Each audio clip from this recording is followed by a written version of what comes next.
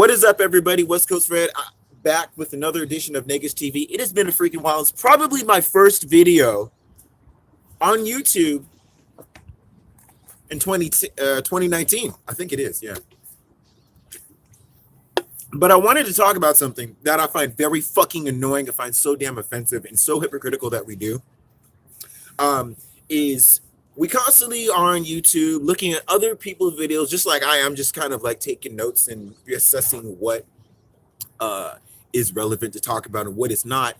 Is I've had people talk about on other videos, Cynthia G, Paris Mullen, Jason Black, many people. They've all said this once: do biracial people, mixed people? They've always covered the topic at least once in their lives. I have talked to Mr. Research about this. It was about 5 years ago. We've had this conversation on the phone. The first topic is, are biracial people black? Are mixed people black? The second conversation is, do they get to speak for black people? Now, if you were to ask me, I'm going to say yes. That's if they identify as black or acknowledge their blackness to the point where they know that they cannot opt out of it, because they can't. Because if you stay in America and you already know you have features that's identifiable Negroid, you will be classified as black socially, if not legally. It don't matter what you put on the paper on the 2019 or 2025 census, since we're going forward into the future, you will be considered black-ish.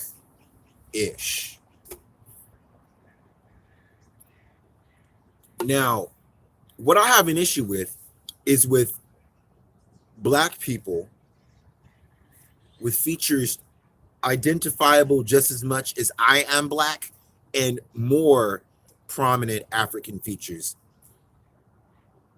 And I'm talking black folks with two black parents, not two mixed ones, not one black and this. I'm talking about people with my mixture, my level of mixture.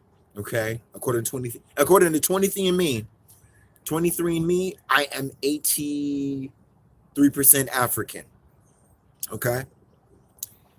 The other 7%, the other 17% is white and Native American Southeast Asian. So, am I mixed? I guess percentage-wise, but my mixture is not up for question. It's not up for question whether I'm black. It is. You can see my features. My issue is the hypocritical attitudes put upon biracial people. I get very offended by that, and I'll explain that later. I get offended because we'll say that they're black when these people denounce, reject their blackness, but when they get in trouble with the dominant white society or Asian society or whatever society that's not African or remotely black, and we want to point how black they are, do we want them to identify with us and not be able to come to the cookout, not be able to come at the table, represent us and speak for us? Or do we want them to go out in the world and live their lives and not say that they're black, but only when it suits us to be? My truth is, from which I've noticed, is I will put many black people on blast. You will get offended, but hey, look, I don't care. Sometimes I like to push motherfuckers' buttons. The fact is, from what I see, I'll call it like I see it. You want them to identify as black, and those who have a problem with biracials, not those who do, those who don't. You want them to identify as black, but you don't want them to speak for you unless it suits you to do. You want to be able to denounce and qualify their blackness on temporary terms when it suits you to be. Deep down, you don't see them as black or any level of blackness. You want to acknowledge it when you're in trouble.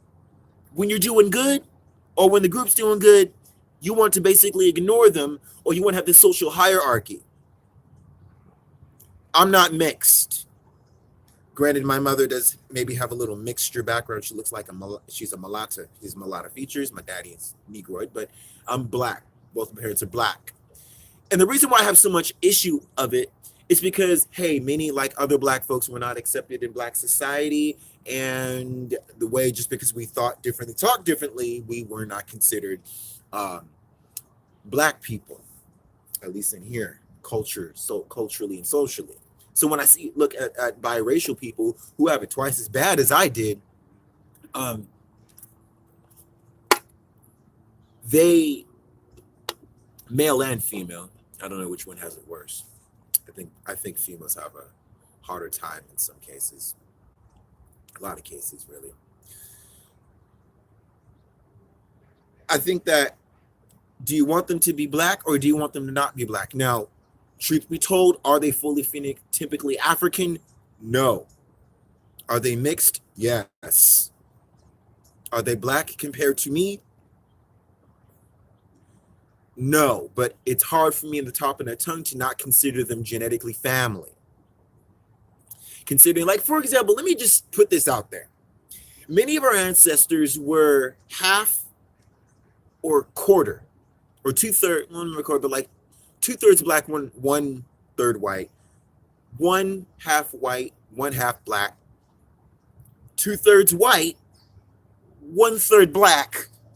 Even in that case, they still had some identifiable, noticeable African features, but since their African genes are so potent and strong, they just look like light-skinned black people.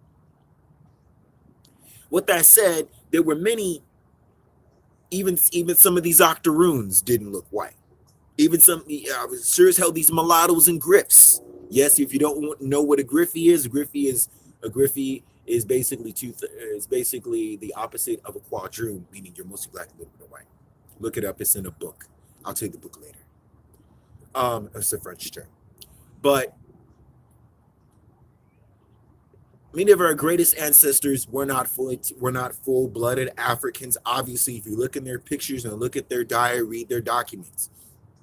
But they're the ones we prop up, like Frederick Douglass, like Alexander Pushkin, like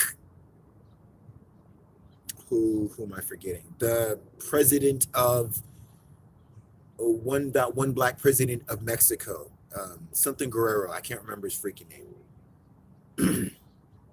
But they are some of the reasons why we even survive today. They were some of the people who were prominent in those slave rebellions, Haitian Revolution, and some of those Gullah Geechee people who were surviving all this time, who were able to survive. So, are they mixed? Yes. Are they black? Yes, as well. And I say black, I mean they're of African descent, but they're also of other descents as well, but they identify with us because the culture and history is stronger on the black end than it is on the white end or the brown end of the spectrum.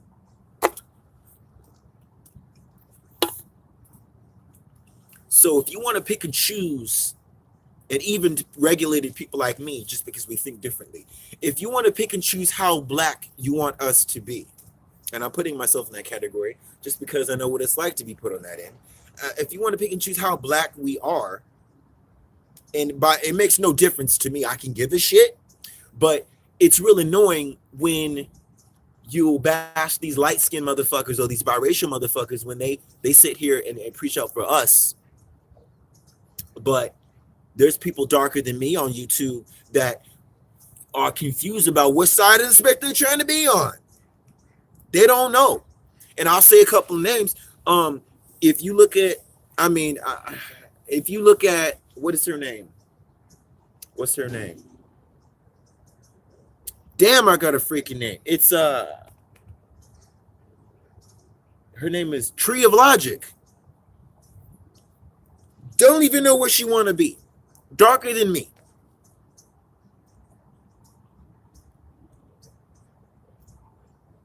and so many others I can't even mention. I don't know their names, but it's like people like Tree of Logic don't even know whether they black or white, but they identify over there, but they're over here. Now, granted, I do get the argument. Uh, if we if you claim everyone is black who don't even want to be or identify as black, it will saturate the image of the face that people associate with blackness and people. They'll associate, oh, we all come in shades. No, not necessarily. There are circumstances in which we allow some people to identify as black, and there's some people we I did not identify as black because their mind and intentions claiming us was different. I understand, you don't want a whole bunch of you don't want to say black power, and then you see a room full of Sean Kings and Rachel Dolezals and Woe Vickies. Okay, I get it. We don't want that. We know what happens. We know what happens. Just look at the Native Americans. Once we allow that shit, sure as hell don't want it like that. We're starting to feel the effects of that now. However, but the ones who actually are on this side, they got the look, they got the mind, the words, the soul for it.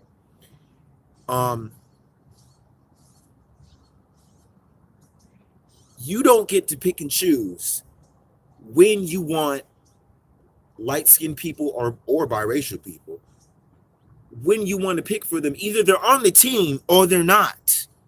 Because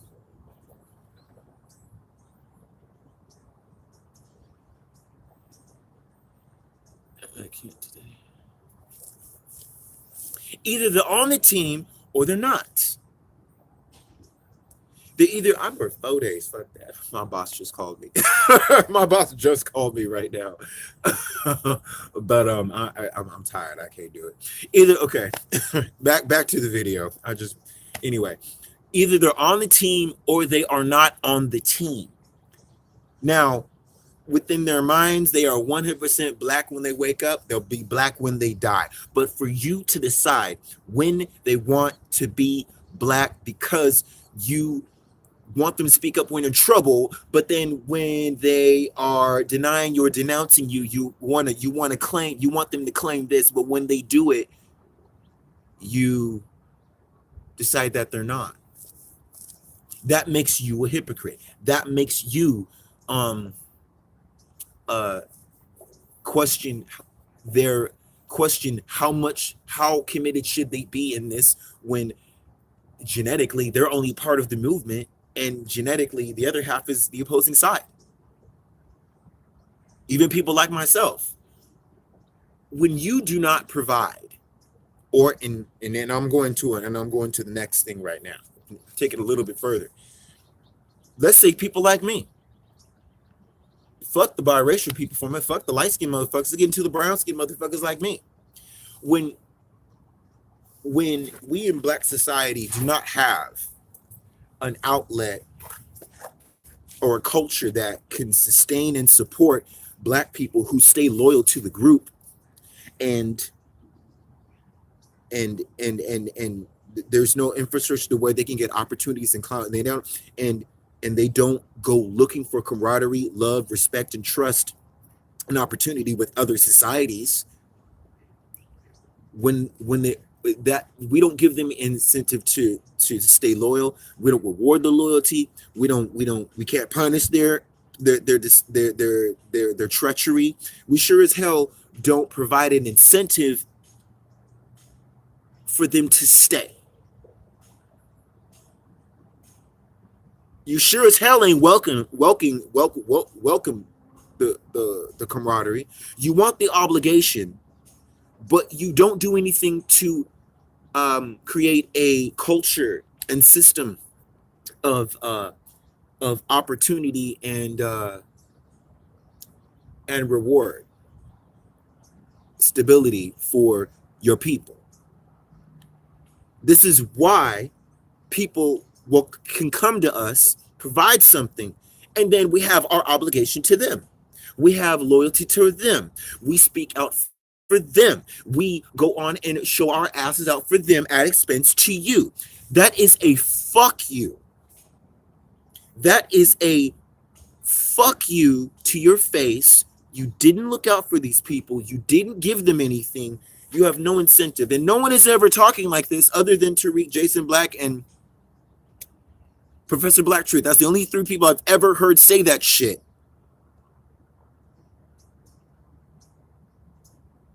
And I'm saying this as a person who holds himself accountable for the things he may have said and done in the past for his own people. Like, I am not proud of maybe the things I've said or done or treated a black person. So I try every day in every reaction for the most part, because sometimes you make it real fucking hard to deal with you sometimes. But in every reaction individual, I try to treat every brother and sister with the utmost respect and camaraderie.